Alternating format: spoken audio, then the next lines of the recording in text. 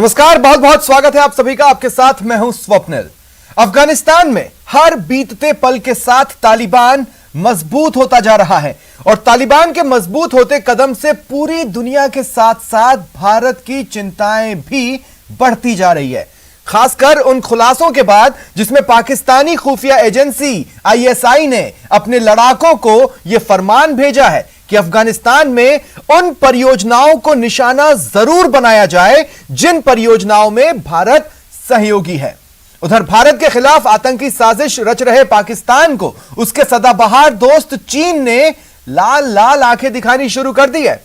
आज हम अपने इस खास शो में इन दो खबरों के साथ साथ आपको यह भी बताने वाले हैं कि यूपी की राजधानी लखनऊ से गिरफ्तार आतंकी मिन्हाज के जले मोबाइल से कौन सा डेटा हासिल करने के लिए एटीएस ने उस जले हुए फोन को फॉरेंसिक लैब भेजा है। तो चलिए शुरू करते हैं स्पेशल रिपोर्ट।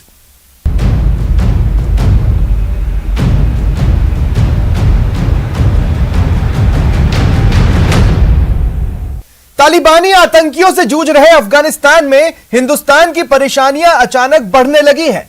दरअसल पाकिस्तानी खुफिया एजेंसी आईएसआई ने एक बड़ी साजिश रची है और उस साजिश के तहत तालिबान की मदद करने के लिए अपने लड़ाके भी भेज दिए हैं।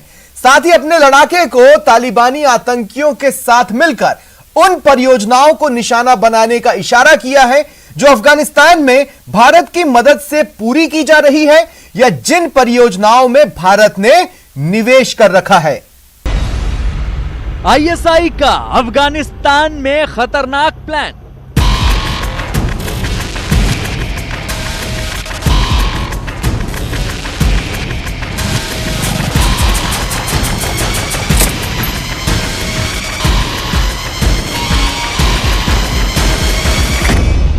आईएसआई के निशाने पर भारत के प्रोजेक्ट।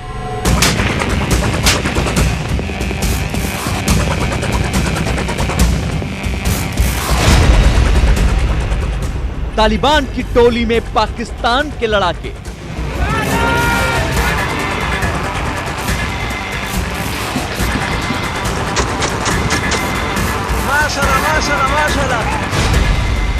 आईएसआई की अफगान साजिश।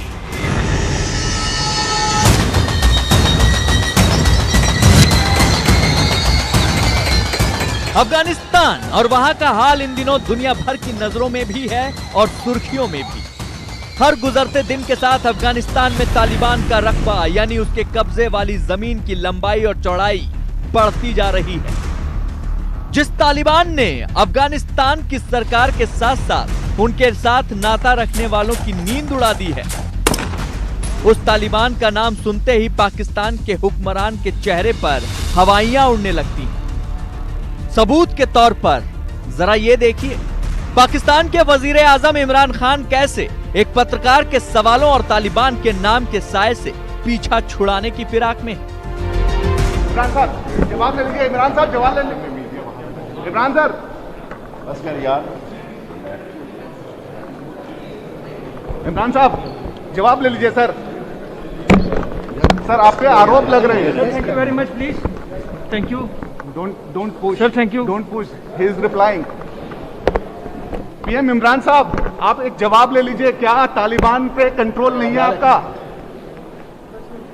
आप पे आरोप लग रहे हैं। Thank you very much. Thank you very much sir. Thank you. यह पाकिस्तान की दुनिया को दिखाने वाली तस्वीर है, मगर एक सच यह है कि पाकिस्तान की खुफिया एजेंसी आईएसआई ने ही तालिबान को पाला पोसा और बड़ा किया है। और जब से अफगानिस्तान में अमेरिकी फौज ने वापसी का रुख किया है, इस कदम से सबसे ज्यादा खुश हुआ है पाकिस्तान और उसकी बदनाम खुफिया एजेंसी आईएसआई। अफगानिस्तान पर कब्जे के लिए जारी जंग के बीच पाकिस्तान खुफिया एजेंसी आईएसआई ने तालिबान को एक खास मिशन पर लगाने की बड़ी खतरनाक साजिश रची है। खबर है कि आईएसआई ने अफगानिस्तान में भारत की ओर से चलाई जा रही करीब 500 से ज्यादा परियोजनाओं को निशाने पर शामिल पाकिस्तान के लड़ाकों को इशारा कर दिया है। पाकिस्तानी अफगानिस्तान पहुंच गए हैं और अशरफ घनी की सरकार के खिलाफ लड़ रहे हैं। पाकिस्तान की इंटर सर्विसेज इंटेलिजेंस ने तालिबानियों को कहा है कि वे भारत ने जो परियोजनाएं पिछले कुछ सालों में अफ़गानिस्तान में चलाई हैं और जो डैम्स और जो इमारतें इत्यादि बनाई हैं उन्हें निशाना बनाया जाए। अफगानिस्तान के 34 प्रांतों में भारत की मदद से तकरीबन 500 छोटी बड़ी परियोजनाओं को या तो अंजाम दे दिया गया है या फिर उनका काम जारी है। भारत ने अफगानिस्तान के 34 प्रांतों में तकरीबन 500 छोटी बड़ी परियोजनाओं में 300 करोड़ से ज्यादा का निवेश किया है। इनमें से कुछ परियोजनाओं को या तो अंजाम दे दिया गया है या फिर उन पर काम जारी है। इसमें सबसे अहम परियोजना ईरान के चाबहार पोर्ट से अफगानिस्तान के दिलारम तक की 218 किलोमीटर की सड़क परियोजना है। भारत पहले ही सलमा डैम का निर्माण कर चुका है जिससे 42 मेगावाट बिजली बनती है। इसके अलावा भारत ने काबुल में संसद भवन का भी निर्माण किया है। लेकिन सरहद पार के सूत्रों से मिली खबरों के मुताबिक पाकिस्तान की एजेंसी ISI ने तालिबान और अफगान सेना से लड़ रहे अपने लड़ाकों को भारत की ओर से तैयार किए गए तमाम प्रोजेक्ट्स पर हमला करके उन्हें पूरी तरह तबाह करने के निर्देश दिए। भारत ने पिछले कई सालों में अफगानिस्तान को वापस अपने पैरों पर खड़ा करने के लिए $3 बिलियन का खर्चा किया है। दिलाराम और जरांज के बीच भारत ने 218 किलोमीटर की रोड बनाई है और 2015 में अफगानिस्तान की पार्लियामेंट बिल्डिंग का उद्घाटन भी हुआ था जिसको भारत ने ही बनाया है। ये सभी परियोजनाएं अब खतरे में पड़ जाएंगी। ये बात किसी से नहीं छिपी कि तालिबान बेशक अफगानिस्तान में पले बढ़े मगर उन्हें पाकिस्तान के हुक्मरानों के इशारे पर पाकिस्तान की सेना यानी जनरल बाजवा की टुकड़ी और उनकी बदनाम खुफिया एजेंसी ISI ने ही पाला है। खबरें हैं कि अफगानिस्तान की अशरफ गनी सरकार की सेना से लड़ने के लिए पाकिस्तान के 10,000 से ज्यादा लड़ाके अफगानिस्तान पहुंच गए हैं। अफगानिस्तान की निगरानी करने वाले सरकारी सूत्रों के मुताबिक अफगानिस्तान पहुंचे पाकिस्तानी लड़ाकों को ISI की खास हिदायतें हैं। यदि भारत की परियोजनाओं पर तालिबानी हमले होते हैं तो भारत ये भरपूर कोशिश करेगा कि अफगानिस्तान की सरकार को भरपूर मदद दे।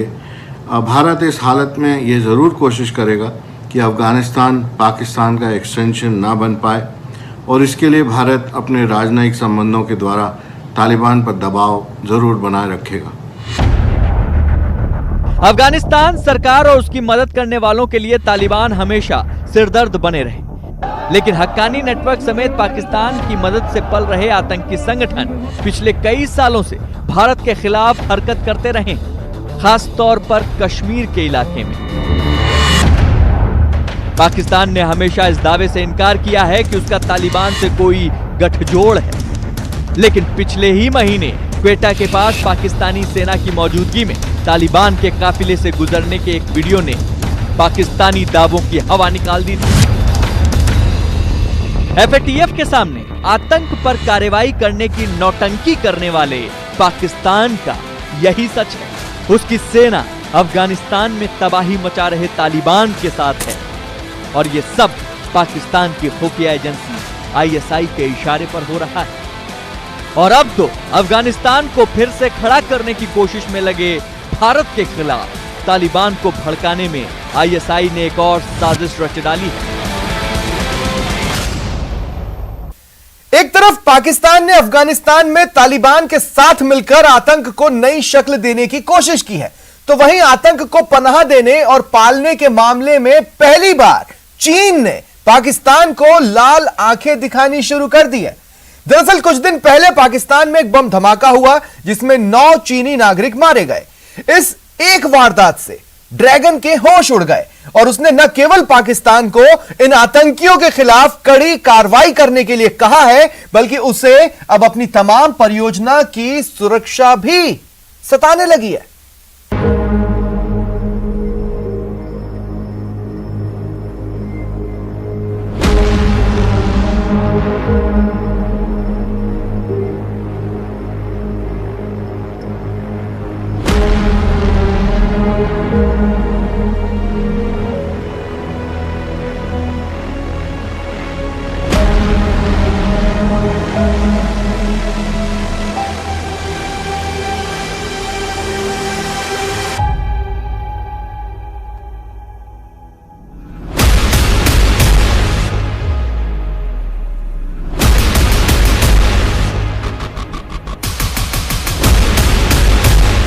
अब तिलमिलाने लगा है ड्रैगन।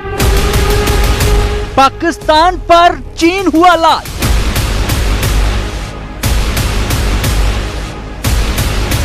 चीन को मिला आतंक का घाव। इस एक तस्वीर की बदौलत ड्रैगन तिलमिलाने लगा है। शी जिनपिंग को महसूस होने लगा है कि पाकिस्तान के साथ उसकी दोस्ती अब उसके लिए जी का जंजाल बन रही है, क्योंकि 5 दिन पहले पाकिस्तान के खैबर पख्तूनख्वा के कोहिस्तान में एक धमाके में बस में सवार 9 चीनी नागरिक मारे गए।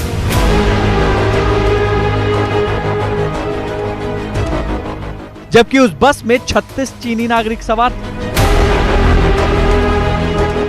इस खबर के बीजिंग पहुंचते ही हड़कंप मच गया, क्योंकि पाकिस्तान की जमीन में पनप रहे आतंक की ये पहली गहरी चोट चीन को मिली थी। China has asked Pakistan to thoroughly investigate the truth, hold the perpetrators accountable, and give them severe punishment. Beijing has also asked Islamabad to protect the safety of Chinese personnel, institutions, and projects. चीन के अंदाजे से ठीक उलट पाकिस्तान इसे एक हादसा साबित करने में जुट गया, और इसी बात को लेकर चीन गुस्से से लाल हो गया।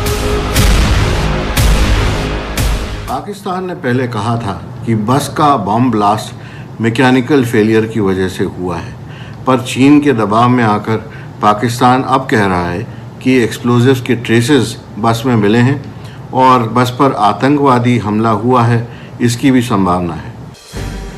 पाकिस्तान में आतंकी हमले में चीनी नागरिकों के मारे जाने से ड्रैगन अपने सदाबहार दोस्त से बेहद खफा है। बस में हुए धमाके को पाकिस्तानी अधिकारी ने अपनी फितरत के मुताबिक गैस लीक का नतीजा बताकर आतंकी वारदात से कन्नी काट ली, जिससे खफा चीन ने पाकिस्तान से 2 टूक अपनी बात कह दी। चीन के ग्लोबल टाइम्स के संपादक ने अपने ट्वीट में कहा, इस हमले में शामिल कायर आतंकी अब तक सामने नहीं आए हैं, लेकिन उन्हें तलाशा जाएगा और खत्म कर दिया जाना चाहिए। अगर पाकिस्तान की क्षमता पर्याप्त नहीं है, इसकी मंजूरी से चीन की मिसाइलों और स्पेशल फोर्स को काम पर लगाया जा सकता है। यह महज एक पैगाम नहीं है, बल्कि सरासर धमकी है जो बीजिंग ने सीधे इस्लामाबाद को दी है, और धमकी के गहरे मायने भी निकाले जा रहे हैं। चीन के विदेश मंत्री वांग यी का बयान आया है कि इस बम ब्लास्ट जो बस में हुआ है, उससे पाकिस्तान को सबक सीखने चाहिए और चीन पाकिस्तान के CPEC प्रोजेक्ट्स में चीनियों की सुरक्षा के लिए सख्त कदम लेने चाहिए और सुरक्षा को और कड़ी कर देना चाहिए। जाहिर है कि चीन CPEC प्रोजेक्ट्स की सुरक्षा को लेकर बहुत चिंतित है और आग बबूला है। तो क्या महज एक आतंकी वारदात में मारे गए चीनी नागरिकों की वजह से बीजिंग तिलमिला गया? मतलब कि जमीन पर खड़ी चीन और पाकिस्तान की दोस्ती पर नजदीकी नजर रखने वालों की माने तो अब शी जिनपिंग ने उन तमाम प्रोजेक्ट्स पर अपना पहरा तेज कर दिया है जो पाकिस्तान की जमीन पर चीन के पैसों से चल रही हैं। और इनमें सबसे खास है CPEC यानी चीन पाकिस्तान इकोनॉमिक कॉरिडोर। चीन के इस ड्रीम प्रोजेक्ट में शी जिनपिंग ने बड़े अरमान साधे हैं, लिहाजा इस पर आंच आती दिखी तो दोस्ती में खटास भी दिखने लगी, जिसका सबूत मिला पाकिस्तान की सेना के पूर्व प्रवक्ता मेजर जनरल असीम बाजवा के एक ट्वीट से। इस ट्वीट में उन्होंने लिखा है, पाकिस्तान में एक बस में हुए बड़े धमाके में चीन के इंजीनियरों की मौत का सदमा बेहद गहरा है, जिसने सभी को हिलाकर रख दिया। सदमे में डूबे बीजिंग ने इस्लामाबाद को इत्तला भेजी है कि 16 जुलाई को CPEC की जो अहम बैठक होने वाली है उसे आगे बढ़ा दिया जाए। अब ये बैठक ईद के बाद होगी। चीन ने हाल ही के बॉम्ब ब्लास्ट को बहुत गंभीरता से लिया है और चीनी प्रधानमंत्री ने पाकिस्तानी प्राइम मिनिस्टर इमरान खान से कहा है कि दोषी लोगों को पकड़ा जाए और उन पर कड़ी कार्रवाई की जाए। चीन ने ट्रेन इन्वेस्टिगेशंस की एक टुकड़ी भी पाकिस्तान को भेजी है। चीन को CPEC की बहुत चिंता है, क्योंकि ये अब तक का CPEC पर चीनी जो लोग काम कर रहे हैं उन पर सबसे बड़ा हमला है। चीन के गुस्से की खबर अब पाकिस्तान के वजीर आजम इमरान खान को भी हो गई है और करीब करीब दिवालिया हो चुके इस देश की सबसे बड़ी कुर्सी पर बैठे इमरान खान ने मौके की नजाकत को ताड़ते हुए फौरन चीन को भरोसा देने में जरा भी देरी नहीं की। इमरान ने ट्वीट करके चीन के हुक्मरानों को भरोसा दिया है कि घटना की जांच के लिए कोई कोर कसर नहीं छोड़ी जाएगी और पाकिस्तान में चीनी नागरिकों, कामगारों, परियोजनाओं और संस्थाओं की सुरक्षा उनकी सरकार की उच्च प्राथमिकता है। साफ है, इमरान खान के लिए चीन फिलहाल संकट मोचक बना हुआ है। ऐसे में अगर बीजिंग में गुस्से के बादल दिखाई दिए तो इस्लामाबाद जीते जी मर जाएगा, क्योंकि चीन से ही उसे ऑक्सीजन मिल रही है।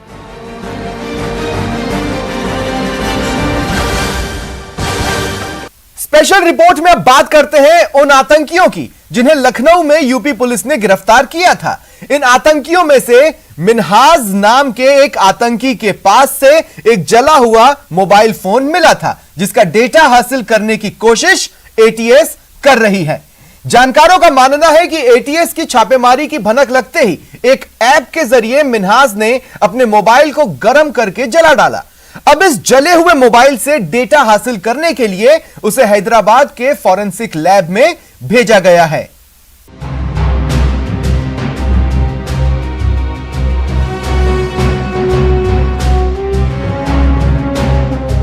लखनऊ से गिरफ्तार संदिग्ध आतंकी मिन्हाज के मोबाइल को उससे उसके आतंकी साजिश के पर्दाफाश करने के लिए हैदराबाद की फोरेंसिक लैब में भेज दिया गया है। ये वही मोबाइल है जो आतंकी मिन्हाज के पास से एटीएस को छापेमारी के दौरान मिली थी, क्योंकि कहा जा रहा है कि इस मोबाइल में उसकी आतंकी साजिश के कई राज भी दफन है। यूपी एटीएस की टीम लखनऊ से गिरफ्तार संदिग्ध आतंकियों का एक एक तार खंगालने के लिए सबूतों की तलाश में जुटी है। इसी कड़ी में मिन्हाज नाम के संदिग्ध आतंकी के उस मोबाइल को हैदराबाद में फोरेंसिक जांच के लिए भेज दिया गया है, जिसका डेटा लखनऊ की फोरेंसिक लैब में रिट्रीव नहीं हो पाया है। बताया जा रहा है कि एटीएस की छापेमारी के दौरान गिरफ्तार हुए मिन्हाज ने अपना मोबाइल जला दिया था। जानकारी के मुताबिक मिन्हाज ने अपना मोबाइल किसी ऐप के जरिए गर्म करके जला दिया था, जिसका नतीजा ये हुआ कि एटीएस ने मोबाइल तो बरामद कर लिया, लेकिन उसका डेटा नहीं मिला। यही वजह है कि अब हैदराबाद फोरेंसिक टीम के पास मिन्हाज का मोबाइल भेजा गया है। आशंका जताई जा रही है कि मिन्हाज के मोबाइल से बरामद डेटा एटीएस की जांच को आगे बढ़ाने में और मददगार साबित हो सकता है। खुद राज्य के डिप्टी सीएम ने एटीएस की कार्रवाई पर उसकी पीठ थपथपाई है। आतंकियों से मोबाइल मिली है और उस मोबाइल के जरिए एटीएस पूरे अंतिम राज तक पहुंच रही है। निश्चित तौर से पहुंचना चाहिए। एटीएस को बधाई है, बहुत बड़ी घटना है, उसको रोकने का काम किया है और उसमें भी इस प्रदेश की राजनीति को करने वाले और मुख्यमंत्री के पद पर रहने वालों लोगों ने सवाल उठाया है। इस सवाल का जवाब प्रदेश की जनता को उन्हें देना पड़ेगा, प्रदेश के पुलिस बल को उन्हें देना पड़ेगा, जिन्होंने अपनी जान जोखिम में डाल करके प्रदेश को बचाने का काम किया है। मैं तो उनका अभिनंदन करता हूं। दरअसल बीते 11 जुलाई को काकोरी से मिन्हाज और मड़ियाओं से मुसीर नाम के संदिग्ध आतंकियों की गिरफ्तारी की गई थी। इनके पास से प्रेशर कुकर बम, चाकू और पिस्टल बरामद हुई थी। एटीएफ ने छापेमारी के दौरान इन्हीं दोनों की निशानदेही पर शकील, मुस्तकीम और मुईद को भी गिरफ्तार किया था। इन तीनों पर इन दोनों संदिग्ध आतंकियों को बारूद और असलाह सप्लाई करने का आरोप भी लगा है। इतना ही नहीं, संदिग्ध आतंकी मिन्हाज और मुशीर को मदद करने वाले शकील, मुस्तकीम और मुईद के सामने बैठाकर भी एटीएस पूछताछ कर चुकी है। एटीएस घंटाघर के पास उस इलाके में भी गई जहां मुईद ने मुशीर को पिस्तौल की डिलीवरी दी थी। अब एटीएस इस इलाके के आसपास लगे सीसीटीवी के जरिए सबूत तलाशने में जुट गई है। उधर लखनऊ से पकड़े गए दोनों आतंकियों को रिमांड पर लेने के बाद रोजाना नई खबरों का पर्दाफाश हो रहा है। सूत्रों से मिली जानकारी के मुताबिक संदिग्ध आतंकियों के संपर्क में आए 3 लोगों की जब कॉल डिटेल निकाली गई तो उसमें कानपुर के भी 4 लोग मिले, जिनकी छानबीन में पुलिस जुट गई है। ये लोग कानपुर की नई सड़क, चमनगंज और बेगमगंज के बताए जा रहे हैं। इस दौरान जब एटीएस ने इनकी धरपकड़ के लिए छापेमारी की तो सभी के पते गलत पाए गए। अब पुलिस इन लोगों की तलाश में जुटी है कि ये लोग कौन हैं और लखनऊ से गिरफ्तार आतंकियों से इनका क्या ताल्लुक है। बताया जा रहा है कि कॉल डिटेल में 20 लोगों के नाम सामने आए, जिनमें से 4 लोगों ने कानपुर के पते पर मोबाइल कनेक्शन ले रखा था। एटीएस फिलहाल इस पूरे मामले में कड़ी से कड़ी जोड़कर जांच को आगे बढ़ा रही है। बताया जा रहा है कि ये दोनों संदिग्ध आतंकी उत्तर प्रदेश में विधानसभा चुनाव से पहले यूपी के कई नेताओं को निशाना बना सकते थे। इसके साथ ही उत्तर प्रदेश के धार्मिक स्थल काशी, मथुरा और अयोध्या भी इनके निशाने पर थे।